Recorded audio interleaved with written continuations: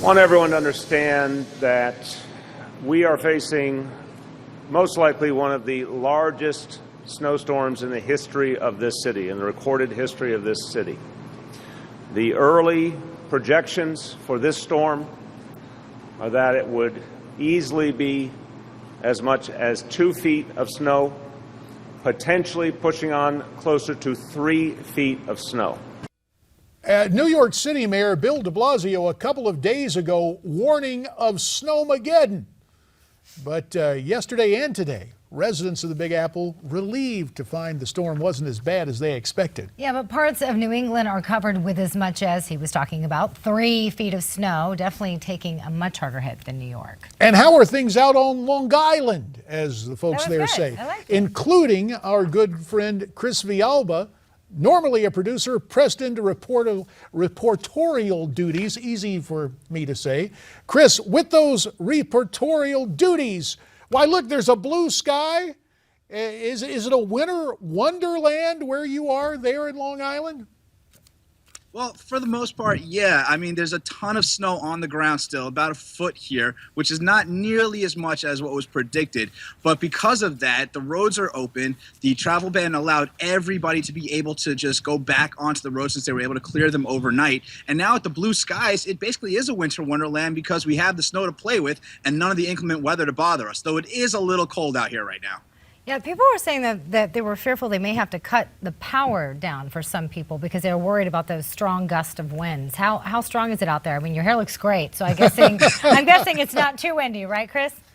No, there's a slight breeze right now, which is still a little bit nippy on my ears at the moment.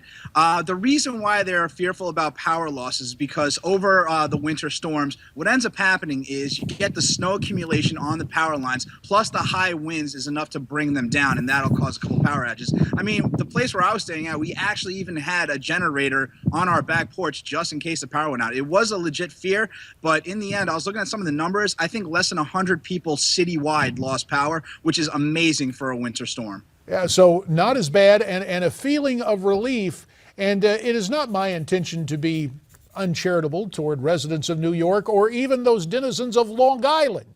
But Chris, sometimes there are complaints. Are people upset that there was this warning of snowmageddon that failed to materialize?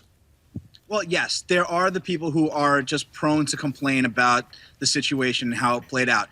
The thing is, everybody got this prediction wrong. There wasn't a single person saying, look, you're crazy. It's not going to be the winter storm that we're predicting to be. Everybody from local news to national news to the weather service and the people inside the city of New York, they all thought it was going to be a very, very bad storm. Thing was, it wasn't. We got lucky. It went a little bit to the right. I guess Boston wasn't as lucky as we were because they took the brunt of what we were supposed to get. But what ends up happening is that people think that we were mostly just overreacting to initial warnings and not really thinking that it would be a much easier route than it actually was. But in the end, it made for a much easier recovery. I mean, today, people are back on the roads, transit is open, the airlines are working, and people are back at work. So it's not the worst situation to maybe over-prepare than to be under-prepared and then be completely locked out of the entire day-to-day business that we were used to. So, Chris, I have to ask you, because having worked with several meteorologists, they would hate it. Whenever it was bad weather, they would always get blamed for that. I would imagine a lot of these meteorologists are probably saying, don't kill the messenger if they got it wrong. They're probably running. Are people blaming more the meteorologists, or are they blaming the mayor, or are they just happy they didn't get slammed?